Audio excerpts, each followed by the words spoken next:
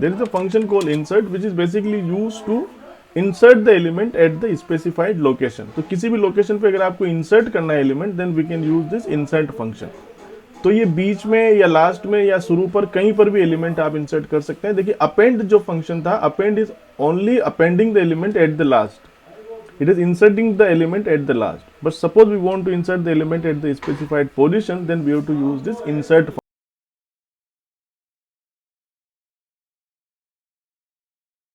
So in insert function, we have to provide the location where we want to insert the item. That means the position and then the item that we want to insert. So very simple syntax is here.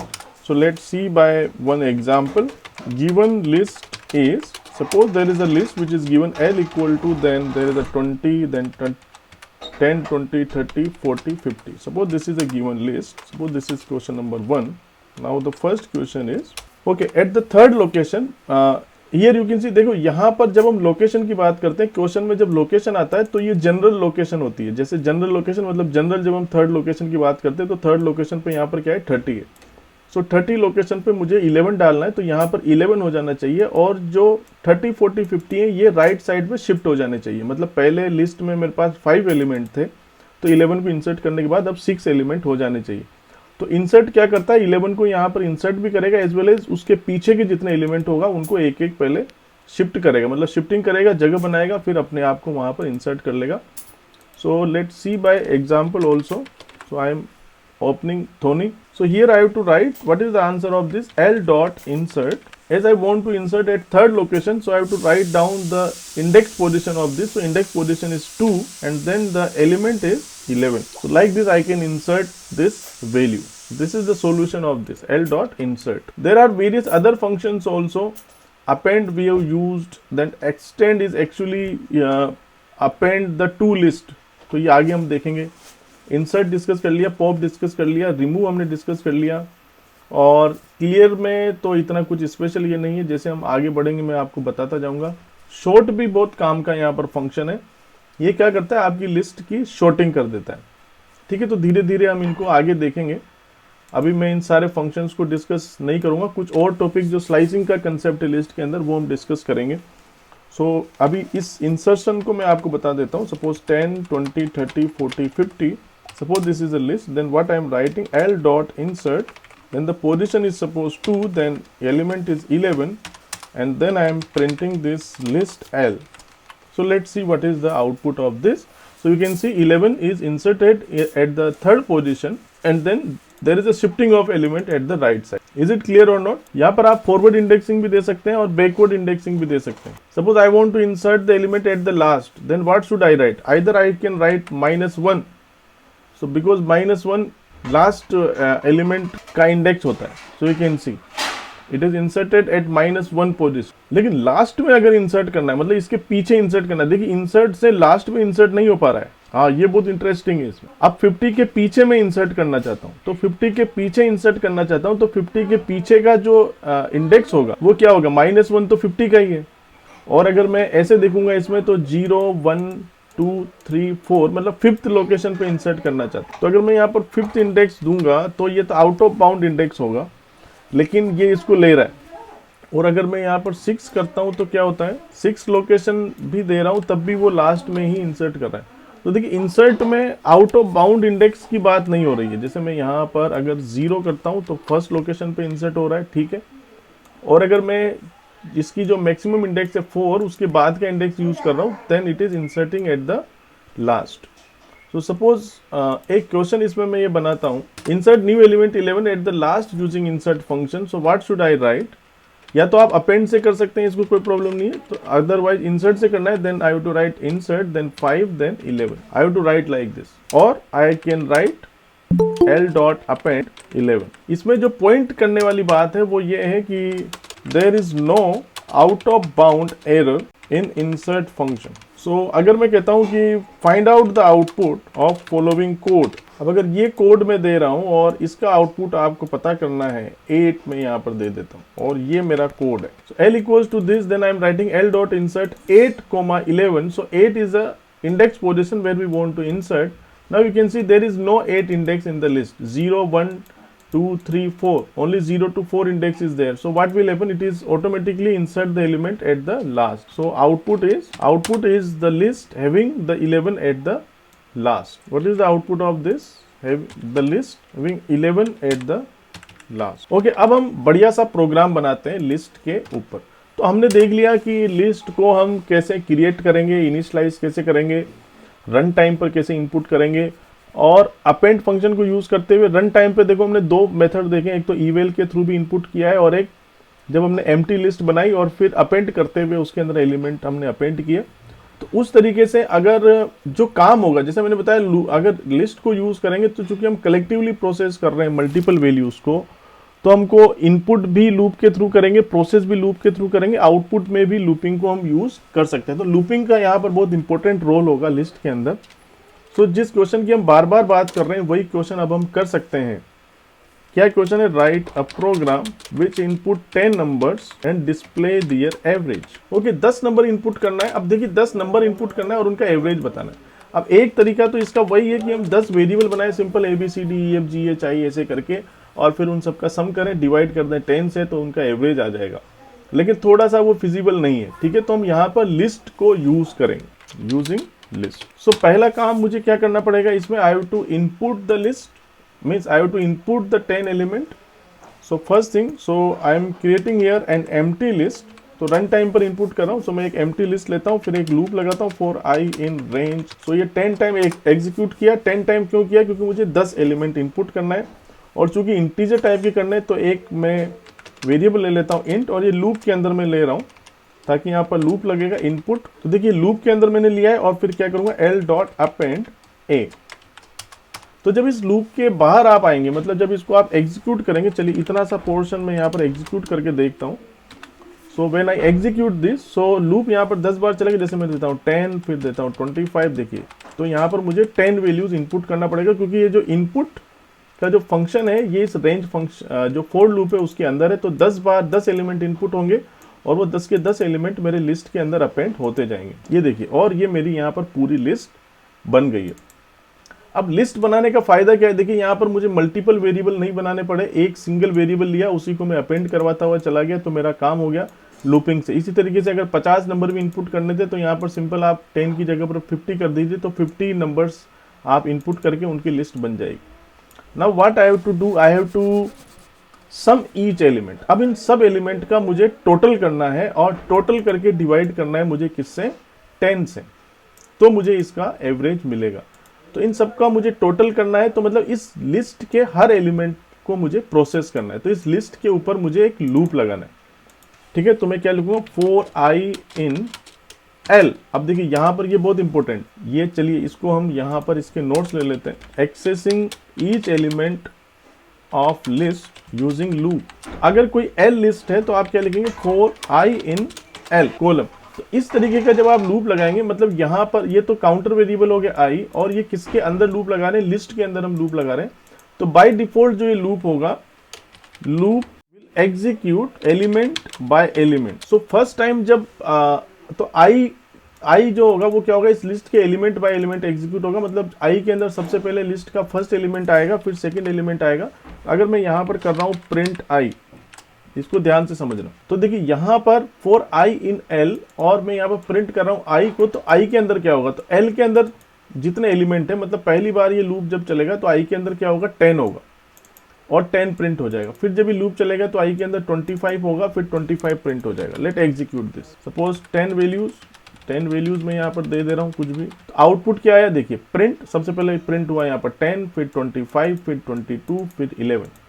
So element by element आप इस तरीके से loop लगा सकते हैं list के अंदर। तो आई के अंदर मुझे वो एलिमेंट मिल रहा है, और मुझे क्या करना है? हर एलिमेंट का सम करना है। तो फिर मैं यहाँ पर क्या करता हूँ? एक वेरिएबल ले लेता हूँ सम इक्वल टू 0, और मैं यहाँ पर क्या कर देता हूँ? Sum equal to sum plus I. तो ये लूप लगेगा लिस्ट के अंदर, लिस्ट के इंडिविजुअल एलिमेंट के अंदर, और उस लिस्ट के सारे एलिमेंट। आई के अंदर पहला एलिमेंट होगा तो 0 प्लस 10, सम के अंदर 10 हो जाएगा। फिर 10 प्लस 25 तो 35 हो जाएगा सम के अंदर। ये मैंने बताया था कि जब भी आपको कुमुलेटिव सम करना है, तो इस तरीके की अप्रोच हम यूज करते हैं, सम इक्वल टू सम। तो अल्टीमेटली जब आप इस लूप के बाहर आएंगे जैसे अगर मैं यहाँ पर सम को प्रिंट करके देखूं, प्रिंट सम, और देखिए सम का कलर कुछ यहाँ पर चेंज हो रहा है, तो ये एक इनबिल्ट फंक्शन है, तो इसका नाम मुझे कुछ चेंज करना पड़ेगा, या एस को आप कैपिटल कर दीजिए क्योंकि यूजर डिफाइंड नेम में यहाँ पर यूज कर रहा हूँ, क्योंकि सम इसका इनबिल्ट फंक्शन है। तो अगर मैं सम को प्रिंट करूंगा तो जो लिस्ट आप यहाँ पर देंगे उस लिस्ट के सारे एलिमेंट का सम आ जाएगा। तो देखिए इसका सम 550 means after this loop I am getting the sum of each element, then what I want the average, so I can take a variable avg after this loop, avg, then sum divide by 10. So I got this average, then simply I can print average is avg. So this is a complete program. जो भी आप list देंगे, you can see average is 172.9. So this is the solution of this program. तो बच्चों आप इसकी थोड़ी सी practice करें. Write a program which input t numbers and display their total. इतना सा प्रोग्राम है. Using the list भी नहीं है क्योंकि लिस्ट के बिना आप इसको बना ही नहीं पाएंगे. तो जल्दी से इसको आप कॉपी पेन लीजिए और इसको बनाइए.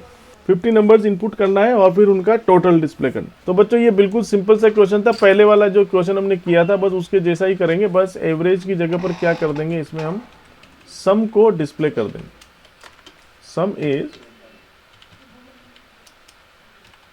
सम, so this is the answer of this. बच्चों एक बहुत इंटरेस्टिंग कोड मैं आपको बताने वाला हूं इसके अलावा। तो बच्चों देखिए हमने लिस्ट के एलिमेंट को जो एक्सेस करना है, जैसे 1 बाय 1 हमको सारे एलिमेंट को एक्सेस करना है और फिर उनके ऊपर वर्क करना है, तो हमने एक लूप लगाया फॉर आई इन एल। तो इन एल हमने लिखा, तो जो आई था मेरा वो क्या हुआ, एलिमेंट बाय एलिमेंट एल के अंदर प्रोसेस हुआ। इसके अलावा और भी तरीके हो सकते हैं जिनके थ्रू हम लिस्ट के सारे एलिमेंट को एक्सेस कर सकते हैं। तो इसको हम कहते हैं traversing. What is this? Traversing. Traversing of each element, या फिर सिंपल हम कह सकते हैं traversing in list. Traversing in list, traversing मतलब ईच हर एलिमेंट को ट्रेवर्स करना। अब देखिए एक सिंपल हम क्वेश्चन लेते हैं। लूप के थ्रू एक लिस्ट आपको दी जा रही है, उसके हर एक एलिमेंट को मुझे प्रोसेस करना है। So suppose this is a list L equal to 10, 20, 30, 40, 50। Suppose this list is given and now I have to write the code to display each element, means I have to traverse this list। तो इसके देखिए कई सारे solution हो सकते हैं। पहला solution इसका मैं आपको बताता हूं। तो पहला सॉल्यूशन तो यही हो गया, for i in L, ठीक है। Then I can simply print, ठीक है, या फिर मैं यहां से इसको प्रोसेस करता जाता हूं। तो सपोज मेरे पास एक लिस्ट है, यहां पर आप देख लीजिए 10, 20, 30, 40, 50. Suppose this is a list given, then I can make a loop for I in L, for I in L, and then I can print I. So you can see by this we can simply getting the list, right? So this is the first solution. दूसरा जो तरीका है बच्चों, दूसरा तरीका क्या हो सकता है कि हम L के एलिमेंट पे प्रिंट नहीं करें, हम उनको इंडेक्स वाइज एक्सेस करें। जैसे देखिए अब मुझे यहाँ पर इंडेक्स पता है, यहाँ पर इसको ध्यान से समझना, एलिमेंट के इंडेक्स पता है मुझे, यहाँ पर इंडेक्स पता है कि यहाँ से 0 से इंडेक्स चालू हो रहा है, 0, 1, 2, 3, 4, 0 से लेके 4 तक इंडेक्स जा रहा है।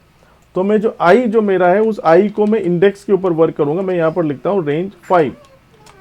तो आप देखेंगे फॉर आई इन रेंज 5, तो आई की जो वैल्यू होगी वो क्या होगी, 0, 1, 2, 3, 4 जाएगी। और मैं यहाँ पर क्या प्रिंट कर दूंगा, मैं यहाँ पर प्रिंट कर दूंगा L I। तो जब I की वैल्यू 0 होगी तो यहाँ पर क्या आएगा, L0 आएगा, मतलब 10 एक्सेस हो जाएगा, फिर L1 आएगा, 20 प्रिंट हो जाएगा, like this. So let's see the output of this all element of list. So using this also I can access the each element of the list. अब देखिए जो मेरा इंडेक्स है ये तो मैंने फॉरवर्ड इंडेक्स के लिए यहाँ पर इस फॉर लूप को डिजाइन किया है। अगर आप चाहें तो इसको बैकवर्ड इंडेक्स के लिए भी डिजाइन कर सकते हैं। तो अगर मैं बैकवर्ड इंडेक्स के लिए डिजाइन करूं तो -1, -2, -3, -4, -5, तो -5 से मेरा ये लूप स्टार्ट होना चाहिए और कहाँ तक ये जाना चाहिए, -1 तक जाना चाहिए। तो -1 तक जाना चाहिए तो कहाँ तक लूंगा इसको, -2 और -1, मतलब रिवर्स में ये लूप चलना चाहिए। तो मैंने रेंज के अंदर यहाँ पर जो स्टेपिंग वैल्यू -1 दी है, तो ये -5 से लेके, मतलब स्टार्ट से लेके स्टॉप +1 तक चलेगा। तो -2 +1 तक चलेगा, मतलब -1 तक चलेगा। Let print this. So you can see कुछ आउटपुट नहीं आया, मतलब ये जो लॉजिक है माइनस वाला ये इसमें ढंग से काम नहीं किया। -5 के बाद -4 लेना है तो -5 -1 तो ये -6 पे जाएगा। अच्छा, तो यहाँ पर चलो इसको अगर मैं पॉजिटिव रखता हूँ तो -2 + 1 मतलब -4। फॉरवर्ड इंडेक्सिंग में चलाऊँ -5 से -4 तो इंक्रीजिंग ऑर्डर में ही तो चल रहा है और -1 तक लेके जाना है तो यहाँ पर क्या लिखूंगा, 0 लिखता हूँ। तो -5 से -1 तक चलेगा। ठीक है, ये लॉजिक लगेगा -5, 0। तो मतलब कुल मिला के आप जो ये लॉजिक है जो इंडेक्सिंग के ऊपर लूप लगा सकते हैं या एलिमेंट बाय एलिमेंट लिस्ट के अंदर आप लूप लगा सकते हैं या रिवर्स इंडेक्सिंग नेगेटिव इंडेक्सिंग के ऊपर भी लूप लगा सकते हैं। तो यहाँ पर हमने LI के ऊपर वर्क किया है। ठीक है, LI से हमारा काम किया है।